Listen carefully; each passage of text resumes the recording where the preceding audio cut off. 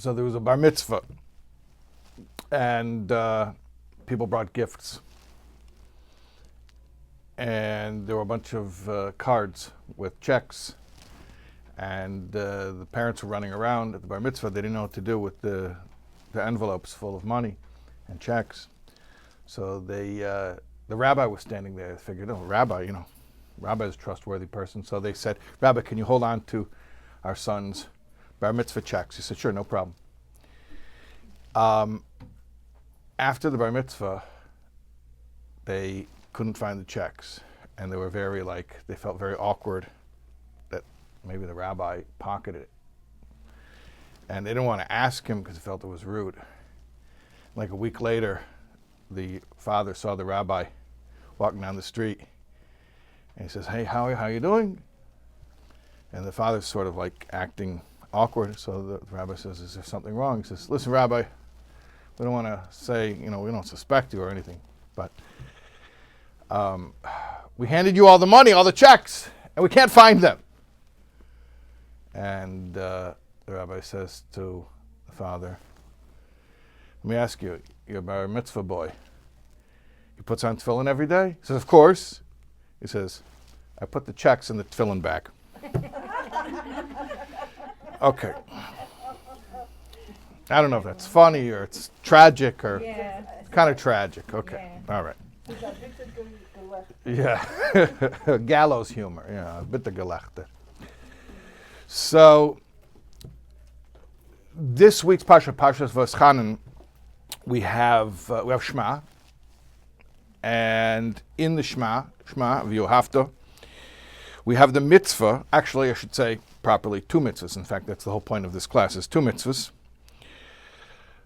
Ukshartom la'is al yodecha, you should tie them as a sign on your hand. V'yu l'teitofes beineinecha, and they should be however you translate, they usually translate teitofes as frontlets, whatever that means, between your eyes. Okay, so and that's the source of the mitzvahs, plural, of tefillin. The tefillin v'hoyle teitofes beineinecha is what we call tefillin of the head, shebarosh, and then there's the shel yad. Kshartim la'os al yodecha. Al yodecha doesn't mean on your palm. It means on your arm, next to your heart. Okay. So a couple of things. First question is, how come these mitzvahs, which are so similar, putting on head tefillin, putting on hand tefillin, are described with different verbs? A mitzvah is an action, right? A mitzvah is a doing. You do a mitzvah. They're described with different verbs. When it comes to the hand tefillin, which goes corresponding to the heart, we say ukshartom la'os al yodecha. You should tie them or bind them as a sign. And then when we say about the head tefillin, we say v'hoyu l'teitofes beineinecha. They should be as frontlets between your eyes. You see, you catch the difference. Okay, and it's not just different verbs; they're totally different kinds of verbs, because kshartom is an action that you do. It's active. You tie it. You do the tying. V'hoyu l'teitofes beineinecha is actually describing the tefillin, the head tefillin, that they should be, not that you did anything to them, but they should be frontlets between your eyes. Yeah, you following? Is it that it should bring out an emotion from you? Well, we're going to get to this.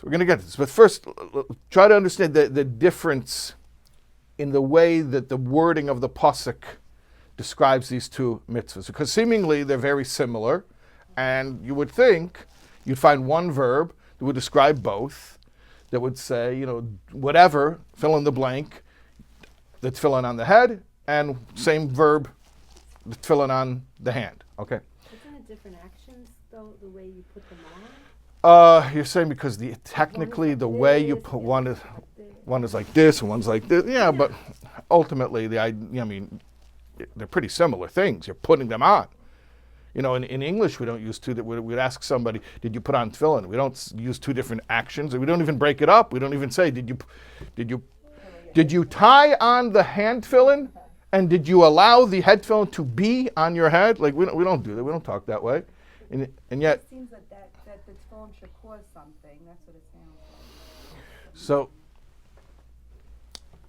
let me ask you another question. The Rambam also sticks with these words. So clearly these words are not just, nothing in Torah is by accident. But clearly these words are important. When the Rambam describes these mitzvahs, in the minyan of mitzvahs, in Mishnah Torah, the Rambam says not only that they're two separate mitzvahs, which we know, but describes them as one of them is that you should tie the hand tefillin on your hand or next to your heart, and then there should be head tefillin on your head. Okay, so first of all, he sticks with those verbs. Another thing is, though, that he switches the order. He switches the order because in the pasuk, in the verse, we say, you should tie the hand tefillin, and there should be the head tefillin. So he sticks with the verbs, but then he flips the order. And he says, there are two mitzvahs. One is, there should be head tefillin on your head, and you should tie hand tefillin on your hand. So if he's being a stickler for how the verse says it, why is he switching the order, which is a pretty obvious change from the way the Torah says it? Following all this? Okay. So to understand this, we're going to learn some basic Tanya. Many of you learned Tanya with me. So it won't be new, it will be a review. One of the basic ideas in Tanya, this is what you're getting at. Oh, really? Yeah, of course. You didn't know you were saying Tanya. No. Of course. It just seemed like it should bring about something. That's what it sounds to me like. Two different things. Hamayach shalat ala leif. Right? This is one of the terms, one of the phrases that we use a lot in Tanya. Hamayach shalat ala leif. The brain rules over the heart. The whole Tanya, the Alter Rebbe wrote the Tanya, called it Sefer Shel Beinanim, is about this person who is a Beinani. He's in between a tzaddik and a rasha. That behaviorally he's a tzaddik because he has impeccable impulse control. But internally, he's like a rasha, meaning he's beset with the same taivas and temptations and distractions and confusion, just like a rasha. But behaviorally, he never gives in. And the Alter Rebbe explains, why is he able to do that? Or rather, I should say, how is he able to do that? Because Hamayach Shalta Aleif. Because the Eibishter created the human being in such a way that the brain rules over the heart. And the brain rules over the heart means a couple of different things. And if you learn Tanya with me, you know that. And we won't get into a whole exposition on it now. But let's just take one approach to explain Me'ach Shalta Alev, the brain rules over the heart. Brain rules over the heart means like this. I can't control what I feel. I feel what I feel. Sometimes people like to say, in sort of like a harsh way, feelings aren't facts. That's true. Feelings aren't facts. But it is a fact that you have a certain feeling. That's just a fact. So we have feelings. And sometimes, I got news for you, our feelings are not the ones we would like to be having. We have feelings that we wish we didn't have. We hate what we wish we didn't hate. And we love what we wish we didn't love. And that's a fact. That's just a fact. And you know the difference between repression and suppression. So I'm saying from a psychological point of view. So there's something that you are so ashamed of that you won't even admit that you have it. So that's called repression. You don't even know that you're repressing it because you can't even admit you have it. Then there's suppression, which is, every time that you cover your mouth before you cough, that's suppression. It's impulse control.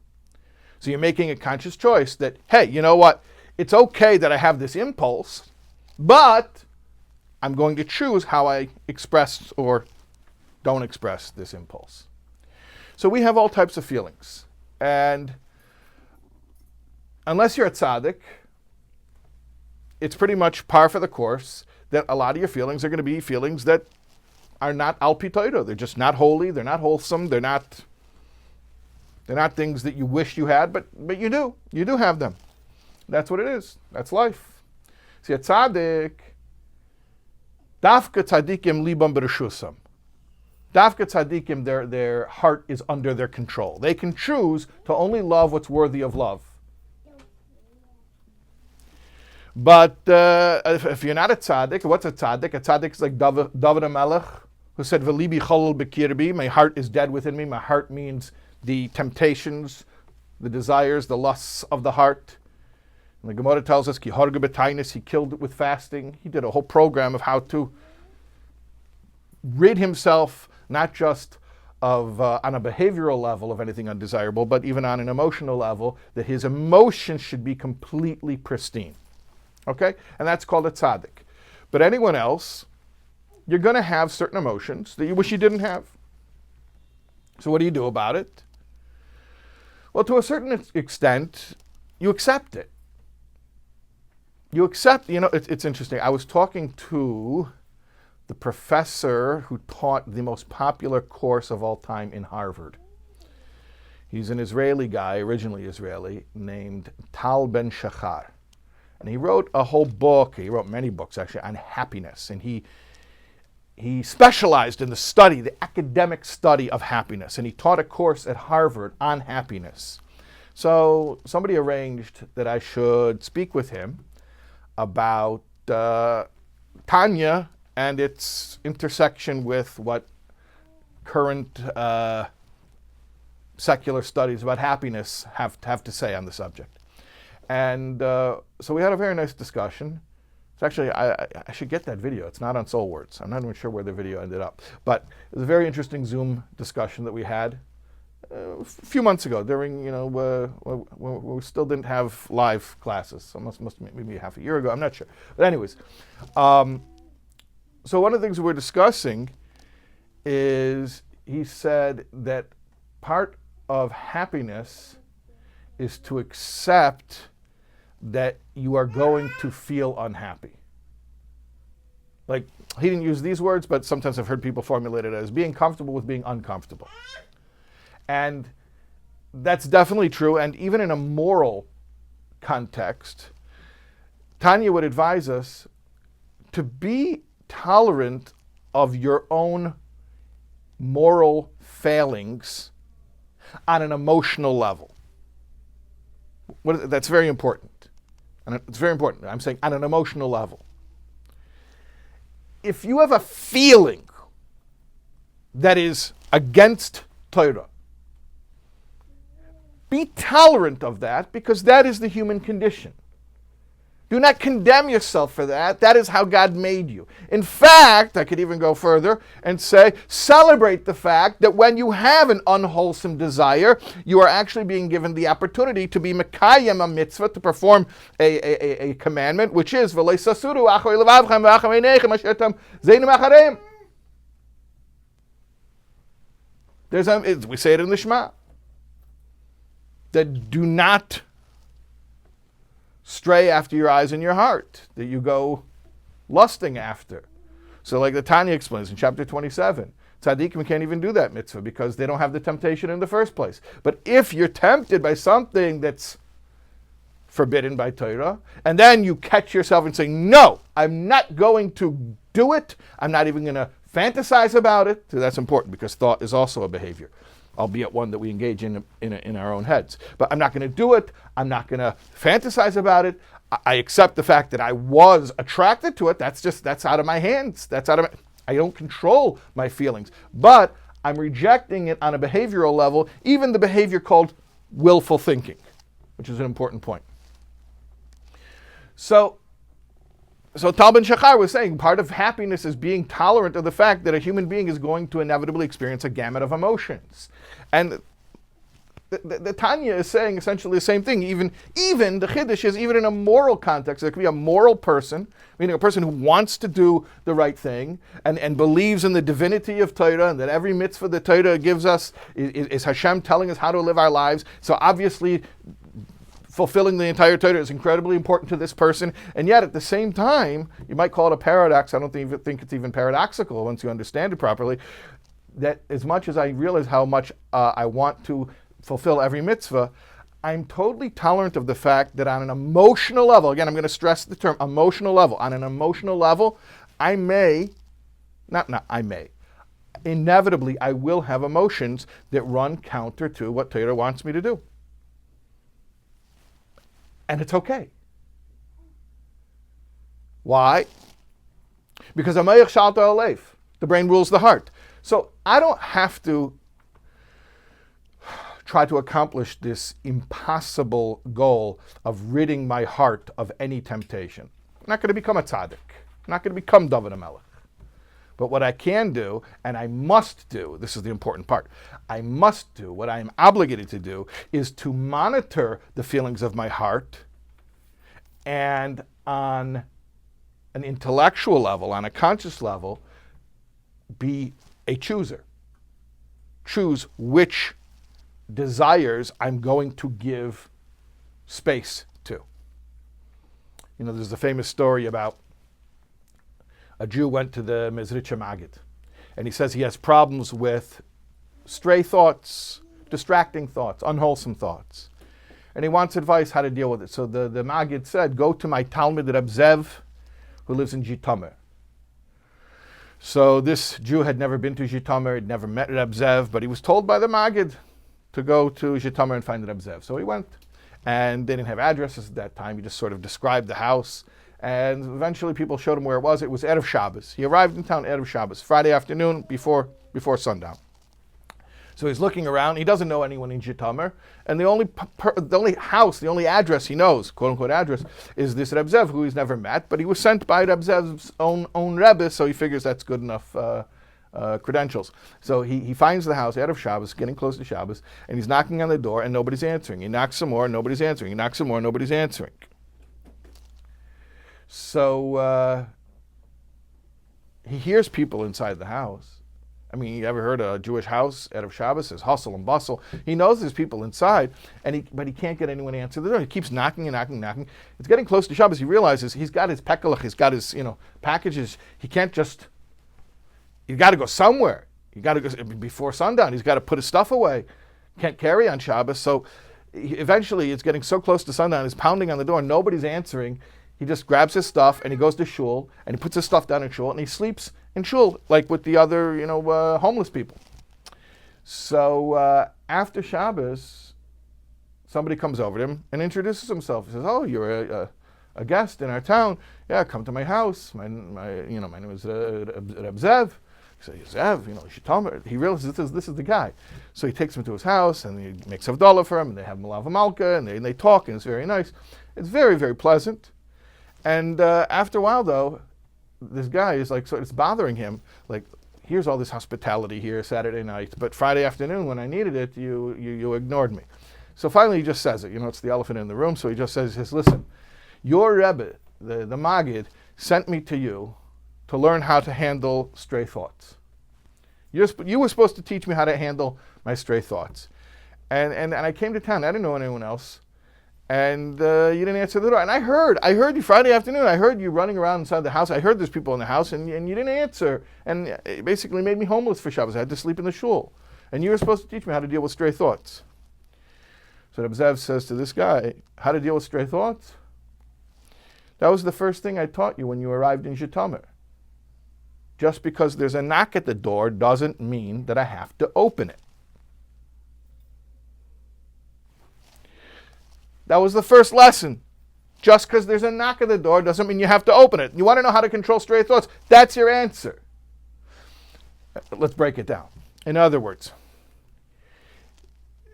the knock at the door means impulses that are going to try to get your attention. And we cannot control who knocks at the door, how often they knock at the door, how loudly they knock at the door. We don't control that. I don't want to speak outside of my expertise, and I have to be careful. Whenever I reference mental health, people assume that I know these things, and I don't. I always say as a disclaimer, I don't know these things. My father's a psychologist, and I rebelled and became a rabbi, so I really don't know these things. But to the extent of my understanding, there's something called intrusive thoughts, which we all have. We all have intrusive thoughts. Intrusive thoughts could be something that comes to your mind that you find morally repugnant, and why am I thinking of this thing? Like it outrages me. I'm appalled by it. Or something that's like dangerous, like you're driving down the road and you're like, what would happen if I would just fly off purposely turn my wheel and go fly? Not that the person is, God forbid, suicidal. Just has this ridiculous thought. What if I would just go flying off the road? Those are called intrusive thoughts. What happens very often, and again, please don't take my words don't rely on them so much. This is just a rabbi's understanding of it. But, with obsessive thinking is that a person actually becomes caught in a loop where they are disturbed by the fact that they're having the intrusive thoughts. So in other words, what's the difference between a functional person and I don't want to call it a dysfunctional person, but a person who's suffering from a certain dysfunction, the extent to which they just let the intrusive thoughts roll by, which is basically what most of us do all the time. But then there's a person who becomes so upset about the fact that I even had that intrusive thought that they start fighting it. And here's the thing. That would be like saying, I'm going to ensure that nobody that I don't want to knock at my door will ever knock at my door ever again. Well, good luck. You're going to make yourself miserable. I'm going to make up a plan. What are you going to do? How are you going to make a plan that nobody you don't want knocking at your door should ever knock at your door ever again? They're going to knock at your door. That is not under your control. But what you can control is if you answer it. If you answer it. So what's the idea here? The heart is heart's going to feel what it feels, and it's going to knock at the door. It's going to ask for your attention. It's going to say, "Hey, let's think. Let's fantasize. Let's plan. Let's scheme." And that's inevitable. And then each and every time, the whack-a-mole, boom, boom, boom. Those little guys, the gophers, you got to hit them down. Okay, and every time it pops up, bam, you got to hit it down. Okay. So our obligation to control our emotions is on a case-by-case basis. We never win the war. We just diffuse each situation as it comes up, because that's the nature of the heart. So do we control our hearts? To the extent that we have to win each battle. But no, not to the extent that we can make sure that our hearts should never feel anything that we don't want them to feel ever again. However, in contrast, when it comes to the mind, you are responsible for your mind on a whole different level than you're responsible for your heart. For your heart, it's inevitable that bad stuff is going to come up and you're going to have to knock it down. With your mind, you're in control of your mind. It is your job to go out and learn the proper way to look at life and not to be confused and not to have wrong values. Go educate yourself. Go get some clarity. Take a class. Come to a class. Educate yourself and know the right thing, and then use your mind to always focus on the right thing. And at least, see, here's the thing. At least when my heart is coming to me with something inappropriate, my mind is able to immediately identify this as something that's not for me. So at no point is my mind as confused as my heart, where my mind is saying, well, that's the worst thing, when the mind starts to rationalize. We've said this before in this class. Rationalize is rational lies. It's where the mind, this is the worst thing, where the mind starts using intellect to justify what the heart already is set on. That's the worst thing. And I'm responsible not to do that. So if my heart lusts after things that are inappropriate, okay, join the human race. But if my mind gets confused, that's a bigger problem. My mind is not supposed to be confused. There was once a young man, he went to Levi Yitzchak Berditchever. Levi Yitzchak Berditchever, for all of you who don't know, was the great defender of the Jewish people. He would always find a defense. No matter what somebody was doing, he would find a defense. And so one time, this young man came to Levi Yitzchak Berditchever and he said, I need a tikkun because he was a young man, he had a girlfriend, and he said, we did something. And the Levi Yitzchak Berditchever said, some type of words, or about to say some type of words of comfort, or of tikkun, or path of tshuva. And the guy says, but wait, I want to just add one thing. And the guy was like proud of this. He says, I want you to know, it's not as bad as it could have been because we did Shiva Nikiyim. We did 7 days waiting. We used mikvah. So Levi Yitzchak Berditchever's whole demeanor changed and he said, in that case I can't help you. Now, in case you think the guy didn't get a tikkun, Levi Yitzchak Berditchever told him, go see my mechutin, the Balatanya, and he'll give you a tikkun. And that's what happened. The guy went to the Alter Rebbe, and the Alter Rebbe gave him a tikkun. What tikkun the Alter Rebbe gave him, I don't know, but I am assuming it had something to do with Mayach Shat Alalev. Why couldn't Levi Yitzchak Berditchever give this guy a tikkun?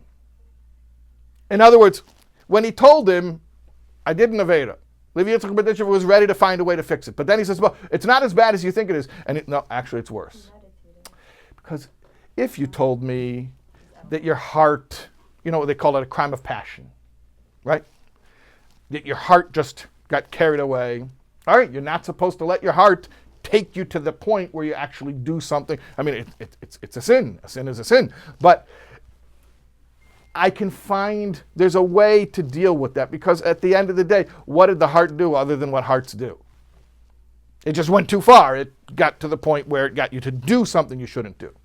But if you tell me that for 7 days your brain was thinking about this and calculating it, and you had enough peace of mind to sit and figure this out, it's like, it's like it says about the Akedah.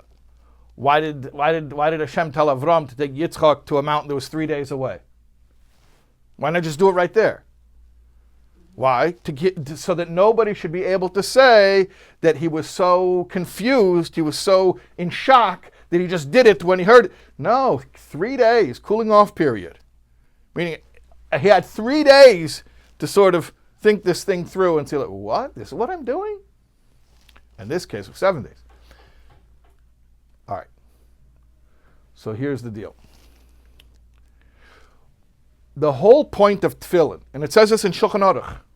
This is not a Kabbalistic thing. It says it in Shulchan Aruch. That when you put on Tefillin, you're supposed to have a kavanah. What's the kavanah? What you're supposed to have in mind? The shibud hamayach v'halev. To subjugate the heart and the mind. That you're being meshabed. You're subjugating the heart and the mind to Hashem. Subjugation means you're putting it under Hashem's will. Okay, what does that mean? It means two different things depending if it's the mind or the heart. If it's the heart, then it's ukshartum la'is al yadecha. All you could be expected to do is an act. Ukshartum, an act. Meaning every time the heart wants something it shouldn't want, so you respond to it. Basically putting out fires. That's life for someone who's not a tzaddik. The desire arises, and you push it away. There's a knock at the door, and you ignore it. Each time, each and every time. Ukshartum. And in fact, that's your only obligation. The real obligation of putting on the tefillin on the hand, which corresponds to the heart, is just to put it on. That's it. Once you put it on, there's no mitzvah to leave it on. The only reason we leave it on is because the whole time you have your head tefillin on, you're supposed to also have your hand tefillin on. So we leave it on because of the head tefillin. But really, the hand tefillin, the mitzvah is to put it on. Just like with the heart, the mitzvah is the act of rejecting the unwholesome emotion, and that's it. But you're not expected to gain control to the point where it is in a state of being under control. No, it's not in a state of being under control. It's constantly poking its head up and you're swatting it down. However, in contrast, when it comes to the head tefillin, it should be. It should just be. It should be that way. The shibud hamoyach, the subjugation of your mind to Hashem's will, should be that way. It should be in a state of subjugation to Hashem's will. So two very different levels of obligation. With the heart, you have to get it under control, and then a minute later, get it under control again, and a minute later, get it under control again. Because each and every act is a separate act. With the head, it should just be that way. It should be in a constant state of subjugation to God's will. You're not supposed to be confused. You can be emotionally tempted. That's normal, but you're not supposed to be intellectually confused. And if you are, it's your job to stop being confused. And now we understand why the Rambam sticks with the verbs and he switches the order also. Because when the Rambam teaches us the mitzvahs, he doesn't go in the order how they come up in the Torah. Otherwise, he would do like the Sefer HaChinuch and go like according to each parsha. He doesn't go according to that. The Rambam has a different order. The Rambam's order, especially in Sefer Ahava, which is the book of mitzvahs that we do to show our love for Hashem, like saying Shema and davening, and included that is putting on tefillin. He goes according to what is tadir, what is more common, or frequent, I should say, what is more constant. So, what is more tadir, what is more constant? You're supposed to have the head tefillin on. It's supposed to just be on. So that's more constant. The hand tefillin, you just put it on. The mitzvah is you put it on for a second. So he puts the head tefillin as a mitzvah before the hand tefillin, even though the order in Torah is the hand tefillin comes before the head tefillin. In other words, think about it like this. How long are you supposed to have your head under control? All the time. Always. How long? For how long are you supposed to have your heart under control? As long as it lasts. As long as it lasts. And then when it gets out of control again, so get it back under control. Because we know that if you're not a tzaddik, there's a constant maintenance required of getting the heart under control. But the mind is supposed to be under control all the time.